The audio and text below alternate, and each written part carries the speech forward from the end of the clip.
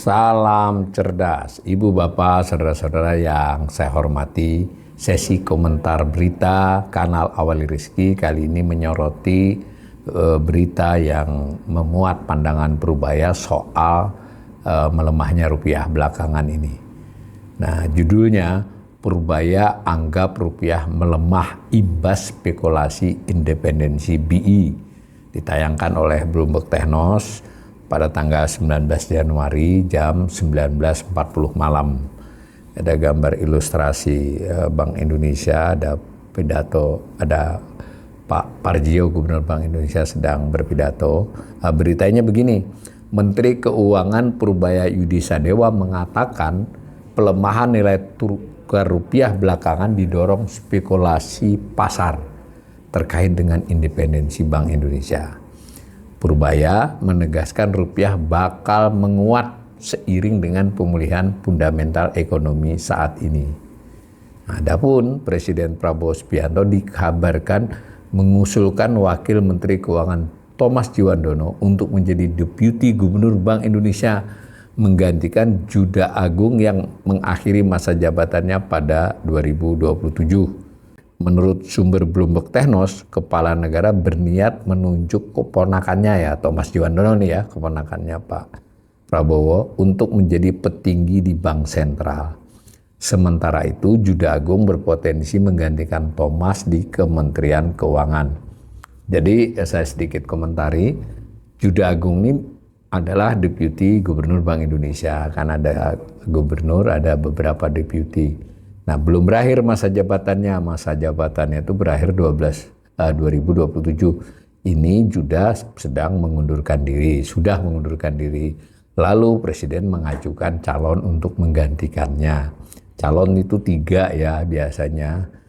Boleh juga sih 1, tapi kali ini 3, tapi sudah jelas yang didorong itu adalah Wakil Menteri Keuangan Thomas Djiwandono. Kebetulan Thomas ini sekarang Wamenkyu dan juga keponakannya Presiden Prabowo. Nah, kira-kira suasana itu kan menunjukkan Bank Indonesia bisa dispekulasi tidak independen kan. Wamenkyu jadi deputi, bahkan ini si mantan deputi menggantikan jadi tuker gitu ya. Nah, ini dikatakan Purbaya sendiri. Jadi ini memang sudah beredar rumor ini. Ini mungkin sebagian pasar spekulasi ketika Thomas akan ke sana BI. Orang spekulasi BI maksudnya independensinya hilang, kata Purbaya kepada wartawan di gedung parlemen Senin 19 Januari 2026. Nah, diberitakan lagi oleh Bloomberg ini pada penutupan pasar spot hari ini, hari Senin, rupiah menyentuh 16.942 per dolar. Di pasar offshore di luar negeri ya, rupiah di atas 17.000 sudah. Nah, kendati demikian, Purbaya memastikan tren pelemahan rupiah tersebut dalam waktu dekat akan segera berakhir dan kembali menguat. Saya ulangi lagi ya, maksudnya Purbaya seperti membenarkan ada rumor yang berspekulasi tentang independensi Bank Indonesia. Nah, yang diindikasikan oleh deputinya mundur, mau ditarik jadi Wakil Menteri Keuangan diajukan untuk menjadi Deputi Gubernur Bank Indonesia dan dia keponakan Presiden ya. Nah, itu kurang lebih, dan jangan lupa juga ini juga terkait juga dengan partai dan sebagainya. Nah, tetapi menurut Purbaya itu akan berakhir. Nah, saya cuma kasih komentar, kan melemahnya nggak hanya pas saat rumor ini, bukan hanya seminggu ini, bukan hanya 3 hari ini, melemahnya kan sudah beberapa bulan ini. Ya, meskipun di awal tahun ini pelemahannya berlangsung terus ya, tapi kan pelemahannya sudah beberapa bulan. Jadi kalau benar isu independensi Gubernur Bank Indonesia jadi rumor, tidak semata-mata soal mundurnya Juda dan mau masuknya Thomas ya. Itu kira-kira hanya menjadi tambahan terhadap spekulasi tentang independensi Bank Indonesia. Nah, kurang lebih begitu ya. Nah, sebagai gambaran, kanal ini berulang kali mengatakan memang kebijakan moneter dan kebijakan fiskal itu biarpun suatu negara membuat bank sentralnya di bawah presiden pun biasanya ada tingkat independensi tertentu yang minimal yang harus dilakukan oleh bank sentral. Kalau disederhanakan, bank sentral itu lebih sering menjadi rem, sementara fiskal lebih sering menjadi gas, meskipun pada saat-saat tertentu remnya dilepas karena melihat gasnya butuh didorong sehingga kecepatan ekonominya lebih kuat. Tapi biasanya bank sentral, apalagi dalam kasus Indonesia, lebih bersifat menjaga agar gas yang dipolkan oleh kebijakan fiskal itu lebih terkendali, lebih terarah, dan kecepatannya terukur. Kurang lebih begitu sederhananya. Nah, kalau ini dibuat tidak independen, gas-gas di setiap waktu, tidak hanya waktu-waktu tertentu, maka kecepatan dan arah dinamika ekonomi bisa tidak terkontrol. Sederhananya begitu. Tentu dalam prakteknya adalah sesuai kondisi segala macamnya. Nah, saya baca lagi. Si Purbaya mengatakan sebetulnya segala sesuatunya oke saja, kondisi moneter oke, fiskal oke, versi Menteri Keuangan selalu begitu ya, sekalipun kanal ini sudah katakan fiskalnya tidak oke. Nah, moneternya kanal ini mengatakan masih cukup oke, tapi lebih goyang dari biasanya karena harus membantu fiskal, kan gitu. Nah, ini ketika disuruh bantu lagi, rumornya begitu karena dia tidak independen. Wah, ini nanti sakitnya fiskal bisa merembet ke sakitnya moneter. Begitu yang umum menjadi, tapi ini bukan rumor orang biasa ya, rumor dua kelompok lah yang harus diperhatikan. Rumornya pelaku pasar dan rumornya ekonom dan pengamat. Itu kan ada dasarnya. Nah, tapi ya rumor tetap rumor, kita harus tunggu ya.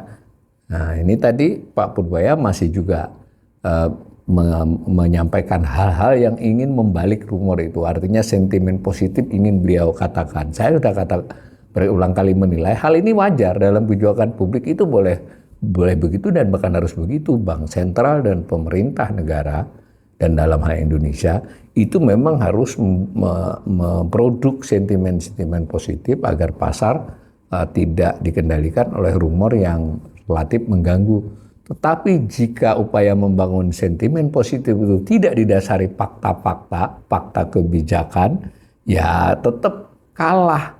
Nah, dalam hal ini pengusulan Pak Thomas dan pengunduran diri Juda dan akan dipindah jadi Wamenkyu, saya kira secara sekilas saja kan tidak akan membantu untuk menegaskan bahwa Bank Indonesia independen, malah bisa memperparahkan, gitu ya. Nah, tapi tadi kemudian ada tambahan dari Pak Purbaya. Itu bisa akan membaik nanti. Alasan beliau, fundamental ekonomi Indonesia sudah cukup positif yang diharapkan dalam mempercepat laju pertumbuhan ekonomi. Ini berulang kali dikatakan fundamental ekonomi Indonesia positif oleh pemerintah. Tapi saya ingin katakan juga, sebagian cukup ekonom, lembaga-lembaga think tank mengatakan ekonomi tidak oke gitu loh. Belum buruk tapi tidak sedang baik-baik saja. Jadi fundamentalnya juga sedang goyang. Jadi beda nih ya. Ya tergantung pasarnya melihat bagaimana. Nah, dikatakan lagi tambah Purbaya, IHSG itu terus menguat. Nah, dari sisi Purbaya, IHSG yang menguat kencang ini pertanda baik. Dari sisi beberapa pengamat yang kritis, hati-hati. Ini menguatnya tidak terlampau alamiah, didorong oleh saham-saham tertentu, kemudian juga tidak terlalu ditopang oleh asing yang masuk, tapi oleh pelaku-pelaku domestik, dan juga disebut-sebut soal terkait tentang yang jumlah dan macam yang diperdagangkan, sehingga tanda petik juga ada isu saham gorengan yang bahkan Purbaya sendiri mengangkat. Artinya IHSG naik ini tidak selalu bisa dibaca sebagai sesuatu yang positif. Tapi ini Purbaya malah menekankan ini menguat, ini sangat positif ya. Nah, kalau indeks naik di situ pasti ada flow asing masih ke situ juga kan. Nggak mungkin domestik sendiri yang bisa mendorong ke level seperti itu dia. Ini menurut saya pernyataan Pak Purbaya kurang berbasis data ya. Kalau hitungannya minggu atau hari ya. Tapi mari kalau kita lihat sepanjang tahun 2025 ditambah dengan beberapa hari ini enggak.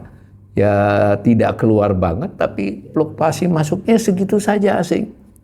Ya, dan jangan hanya, ya itu betul di pasar saham. Tapi trade off-nya apa? Kalau ternyata ada inverse ya istilahnya. Kalau di SBN dia turun, di saham naik, berarti sebenarnya bukan flow, pindah. Secara statistik ya, Artinya itu belum tentu pertanda baik.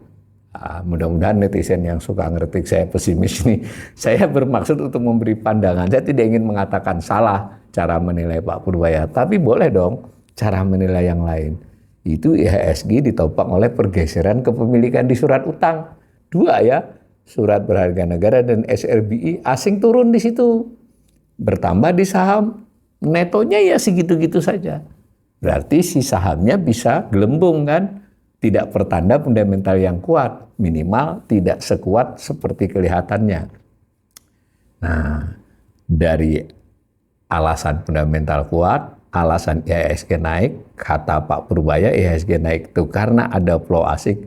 Nah, cuma kan harus saya garis bawahi, asing masuk di saham, keluar di surat utang, terus kan belum pertanda baik juga. Tapi Pak Purbaya menggarisbawahi baik, jadi waktu saja rupiah menguat karena suplai dolar akan bertambah. Sama kan? Di sini kan apa benar suplai dolarnya menguat? Betul dari sisi cadangan devisa yang naik di Desember, tetapi itu bukan karena flow yang begini. Flow di surat berharga negara falas ya. Ya yang karena ada penjualan lelang SBN falas. Jadi saya kira dalam hal-hal seperti ini saya sih setuju aja Pak Purbaya memberikan sentimen positif ya. Tapi jangan lupa pasar dan ekonomi itu tidak bisa berdasarkan itu. Pasar terutama kita punya data-data yang lebih rinci menganalisis tidak seindah dan sebagus yang dikatakan itu. Nah saya baca tambahannya sebelumnya Pak Misbahun Ketua Komisi 11 mengonfirmasi ada surprise surat Presiden sudah tentang itu. Kandidatnya Thomas Juandono dan 2 kandidat lain ya. DPR akan menindaklanjuti dengan fit and proper test. Sudah seperti itu. Nah ini cuma berita saja. Mudah-mudahan berita ini dan cara saya melihatnya ini memperkaya pertimbangan para pemirsa terhadap kondisi. Kadang-kadang kanal saya ini juga ditonton para pelaku pasar atau tenaga ahlinya atau konsultannya ya. Saya mau tidak mau saya sampaikan seperti itu. Nah, kita tunggu apa yang akan terjadi di hari-hari berikutnya.